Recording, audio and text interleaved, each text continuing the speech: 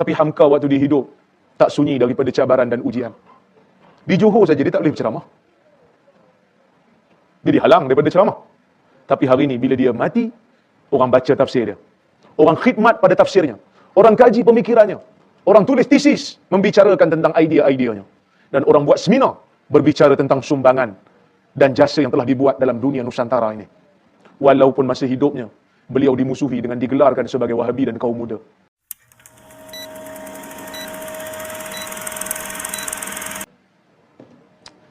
Tuan-tuan, sunnatullah. Ulama puji dia. Tetapi pujian yang datang pada dia bukan percuma. Tuan-tuan carilah mana-mana tokoh yang pernah melakar namanya dalam sejarah. Pujian orang bagi kat dia.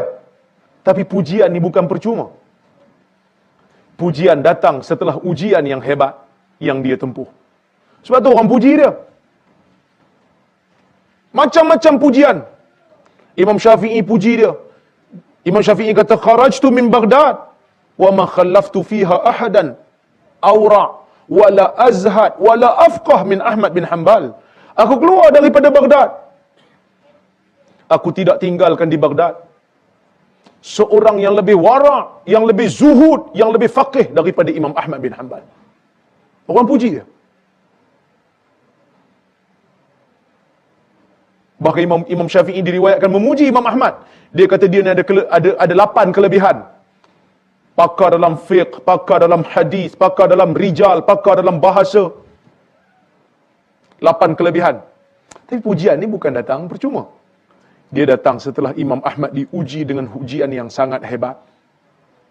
Inilah sunnatullah. Bukan kita mencari musuh, tetapi musuh sentiasa mencari orang yang cuba untuk berjasa kepada umat. Ini selalu saya sebut pada student saya di UPSI, saya sebut. Pada masyarakat pun saya sebut. Hari ini orang bangga dengan adanya seorang tokoh yang namanya Hamka. Walaupun dia bukan berwarga negara Malaysia, tapi kita orang Malaysia pun banggalah sebab duduk sebelah kita Sumatera. Melayu tu. Ngaku saudara walaupun lain negara. Tapi Hamka waktu dia hidup tak sunyi daripada cabaran dan ujian. Di Johor saja dia tak boleh berceramah. Dia dihalang daripada ceramah. Tapi hari ini bila dia mati, orang baca tafsir dia. Orang khidmat pada tafsirnya. Orang kaji pemikirannya. Orang tulis tesis membicarakan tentang idea-ideanya. Dan orang buat seminar berbicara tentang sumbangan dan jasa yang telah dibuat dalam dunia Nusantara ini. Walaupun masa hidupnya, beliau dimusuhi dengan digelarkan sebagai Wahabi dan kaum muda. Ini Hamka, tokoh yang hidup zaman moden ni. Imam Ahmad juga begitu.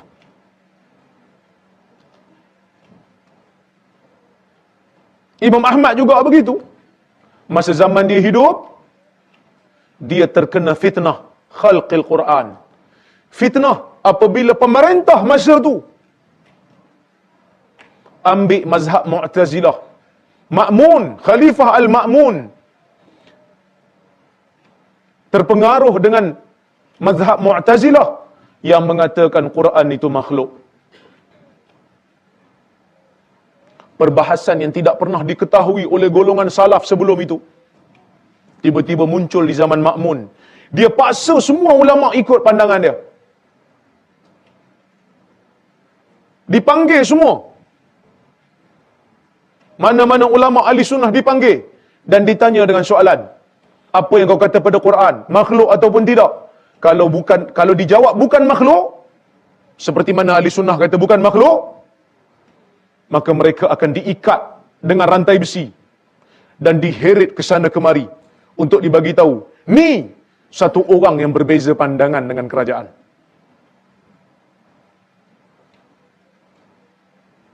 Maka Imam Ahmad pun dipanggil.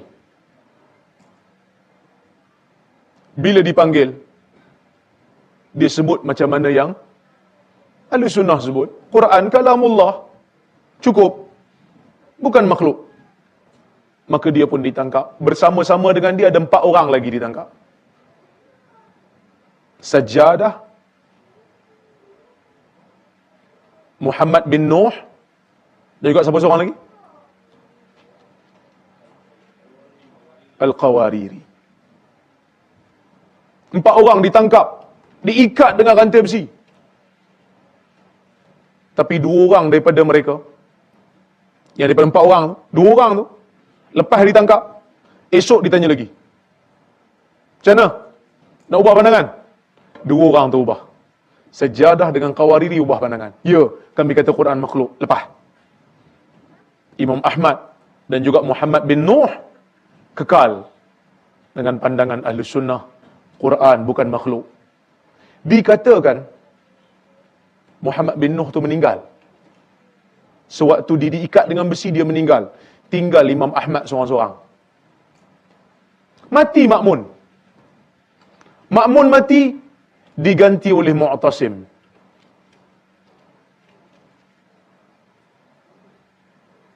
Bila masuk zaman Mu'tasim, tuan-tuan, ujian yang kena pada Imam Ahmad lagi berat. Bukan hanya sekadar diikat dengan rantai besi, dimasukkan ke dalam penjara dan dipukul. Dipukul dengan teruk. Seorang tokoh yang melahirkan murid yang ramai ditangkap, dipukul. Habis zaman Mu'tasim, masuk zaman Al-Wathiq. Masuk zaman Al-Wathiq. Bila masuk zaman Al-Wathiq, Wathiq ni pun dia terkesan dengan Mu'tazilah, tapi dia lembut sikit lah. Dia bebaskan Imam Ahmad. Dia bebaskan Imam Ahmad. Tapi dia kata pada Imam Ahmad, aku minta satu la yajtami' bika ahad. Han jangan kumpul orang ramai-ramai. Wala tusakinni fi ardi allati akun. Dan jangan duduk satu negeri yang aku duduk. Pergi tempat lain. Kalau aku ada situ, han jangan duduk situ. Dan jangan kumpul ramai-ramai. Maksudnya apa? Jangan mengajar. Aku tak bagi tahu dia. Maksudnya tak dapat tauliah ni. Sunnah orang berjuang. Bukan sebahagian ustaz je kena. Imam Ahmad pun kena. Maka dia kekal menjauhkan diri daripada khalifah. Tapi dikatakan Al-Wathiq ni, di akhir-akhir hayat dia, dia ubah pandangan dia. Bila mana dia berdepan dengan seorang tua di kalangan Ahlus Sunnah, yang mana orang tua tu minta untuk berdebat dengan ulama kerajaan pada zaman tu. Zaman dulu ni perdebatan ni benda biasa. Zaman sekarang ni debat-debat ni bukan budaya kita. Dan zaman sekarang je cabar-cabar lari kan. Zaman dulu dah cabar-cabar mari. Bukan cabar-cabar lari. Dan bila berlaku perdebatan di antara orang tua ni dengan Ahmad bin Abi Duat. Ahmad juga nama dia. Ahmad bin Abi Duat ni penasihat kerajaan ni Mu'tazili. Dia Mu'tazilah. Dia tanya, orang tua ni tanya satu soalan. Dia kata Quran ni makhluk ke tak? Makhluk. Pasal apa makhluk? Dia kata sebab dia bukan Tuhan. Quran tu Tuhan ke? Bukan. So makhluk lah. Kalau bukan makhluk, ada dua lah Tuhan. Quran dan Tuhan. Pening lah. Ahli Sunnah dia kata tak, apa yang terbit pada Tuhan, daripada Tuhan tu bukan makhluk lah. Tapi ini perbahasan falsafah. Orang tua ni tanya, senang kan? Satu soalan. Agak-agak zaman Nabi ni, zaman sahabat ni, timbul tak persoalan ni? Persoalan Quran makhluk ke tak? Ke baru zaman ni muncul? Baru zaman ni ya. Maka kalau baru zaman ni, mungkin Nabi dan sahabat tahu, Dan mungkin Nabi dan sahabat tak tahu. Tu je lah kebarangkalian dia. Bila zaman Nabi tak muncul, kita boleh kata salah satu daripada dua. Sama ada Nabi tahu dia makhluk, ataupun Nabi tak tahu dia makhluk. Kalau Nabi tahu makhluk, Nabi tak sebut, menunjukkan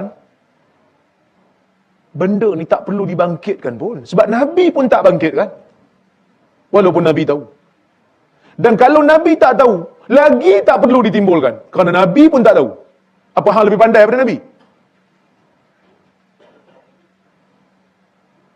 Maka Al-Wasik bila dengar perkataan orang tua ni, akhirnya dia mengubah pandangan di akhir hayat. Cuma dia tak declare. Tapi dia berlembut dengan Imam Ahmad. Cuma dia kata jangan, sebab zaman tu mungkin zaman masih kuat dengan Mu'tazilah. So dia tak berjaya ubah polisi, tapi dia tak seksa Imam Ahmad. Cuma dia kata jangan mengajar lah, pergi jauh. Masuk zaman Khalifah Al-Mutawakkil, maka pada masa tu Mutawakkil ubah polisi. Ahli Sunnah kembali kuat.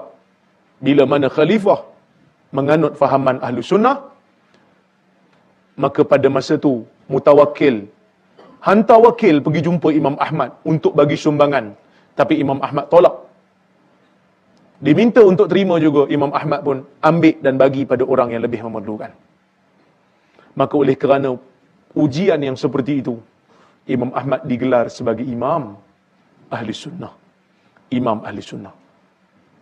Baik, itulah sedikit cerita pasal Imam Ahmad. Dan dia meninggal pada tahun 241 Hijrah. 241 Hijrah dalam keadaan dia demam. Imam Ahmad. Baik.